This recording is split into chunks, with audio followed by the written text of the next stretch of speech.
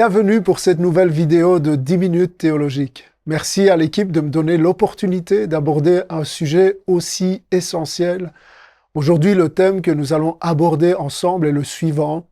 Le vrai disciple n'est pas celui qui est riche ou en bonne santé. C'est déjà une affirmation. La Bible montre clairement que Dieu veut le bien de ses enfants. Elle dit que Dieu agit avec bonté envers ceux qui lui appartiennent. L'apôtre Paul écrit notamment dans Romains chapitre 8, verset 28, ce verset bien connu, « Toutes choses concourent au bien de ceux qui aiment Dieu, de ceux qui sont appelés selon son dessein. » Et puis dans l'Ancien Testament, on trouve des versets tels que « L'Éternel fera de toi la tête et non la queue. Tu seras toujours en haut et tu ne seras jamais en bas. » Deutéronome 28, 13. À partir de ces textes, on peut rapidement tirer le genre de conclusion qui serait de dire, eh bien, si je suis un disciple de Jésus, si j'aime Dieu, alors tout devrait aller magnifiquement bien dans ma vie. Je devrais être en bonne santé, réussir financièrement, avoir des relations harmonieuses, un mariage heureux, une vie confortable et surtout pas trop de difficultés.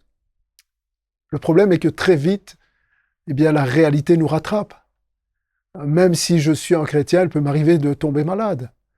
Il peut m'arriver en tant que disciple de Jésus de traverser des périodes financières compliquées. Il nous arrive de vivre des conflits, des déceptions, des échecs. Et à ce moment, une question surgit. Si Dieu veut mon bien, pourquoi est-ce que tout ne va pas si bien que ça dans ma vie? Et parfois, une autre question encore plus douloureuse.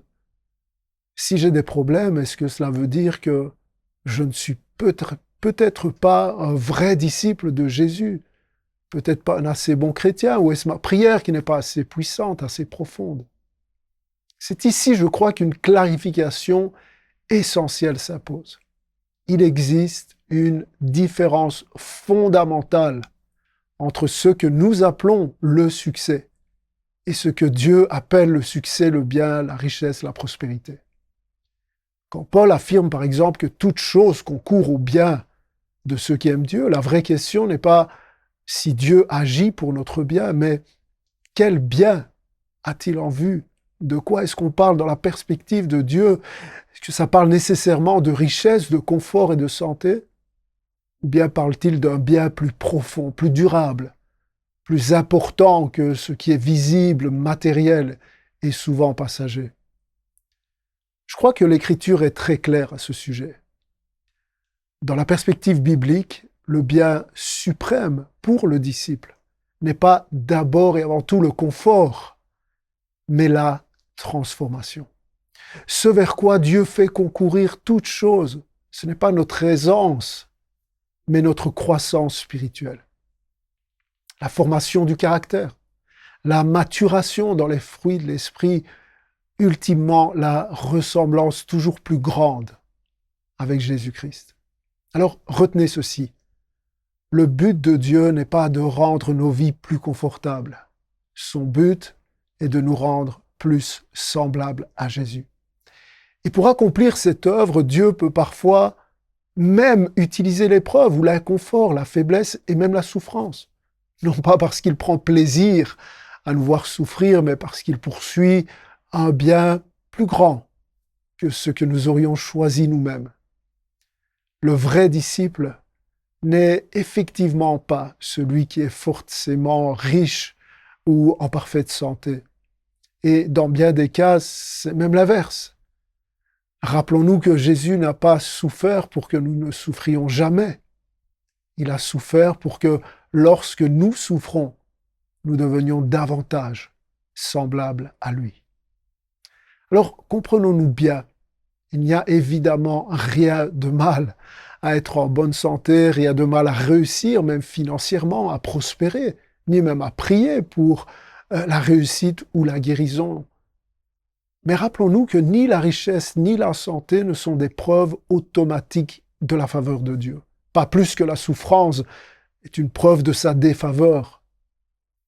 Ce sont des grâces que Dieu donne et que Dieu reprend, selon sa sagesse souveraine.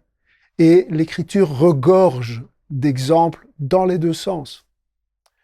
Le danger survient lorsque la réussite matérielle devient le centre de notre foi, lorsque Christ n'est plus le but, mais devient un moyen, seulement un moyen, lorsque la prière devient un outil pour satisfaire les désirs de nos cœurs plutôt qu'un lieu de communion avec Dieu. L'Évangile nous rappelle une vérité fondamentale. Dieu n'existe pas pour nous, mais nous existons pour lui. Et devenir un disciple, ce n'est pas venir à Jésus pour obtenir quelque chose, c'est renoncer à soi-même, porter sa croix et le suivre. Et c'est là que se joue le vrai test du chrétien.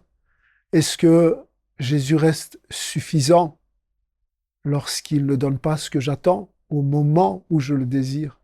Est-ce que je suis encore là dans la prière lorsqu'elle ne débouche pas forcément sur les résultats espérés? L'apôtre Paul nous exhorte à fixer nos regards sur les réalités invisibles, car les réalités visibles sont passagères, mais les invisibles sont éternelles. 2 Corinthiens 4, 18. Je veux terminer avec un appel important. Lorsqu'un chrétien tombe malade, traverse un échec, vit une perte ou entre dans une saison difficile, une saison de silence ou de désert, et que nous lui faisons comprendre, même subtilement, que le problème vient forcément de lui, qu'il n'a pas assez cru, pas assez prié, pas assez déclaré. En réalité, nous ne faisons pas qu'une erreur théologique. Rappelons-nous que nous ajoutons, parfois sans le vouloir, de la culpabilité à la douleur. Nous écrasons ceux qui avaient besoin d'être relevés. Or, l'Évangile fait exactement l'inverse. Il ne charge pas ceux qui souffrent, il les porte. Il ne condamne pas les faibles, il s'approche d'eux. La Bible dit de Jésus qu'il ne brisera pas le roseau cassé. Voilà le cœur du Père. Il n'est pas un Dieu qui accuse quand on est à terre, mais un sauveur qui soutient quand il ne reste plus de force. Souviens-toi de ceci. Jésus est le plus grand des trésors. Si tu as Jésus, tu as tout, même si tu ne possèdes pas les richesses de ce monde. Mais si tu n'as pas Jésus, eh bien tu n'as rien, même si tu possèdes tout aux yeux de ce monde. La plus grande des richesses, le plus grand des trésors, ce n'est pas une chose, c'est une personne, c'est Jésus. Alors je termine avec cette citation du pasteur et auteur David Platt qui a écrit « Quand vous venez à Jésus, vous ne venez pas pour obtenir la santé, la richesse ou la prospérité. Vous venez à Jésus pour obtenir Jésus. »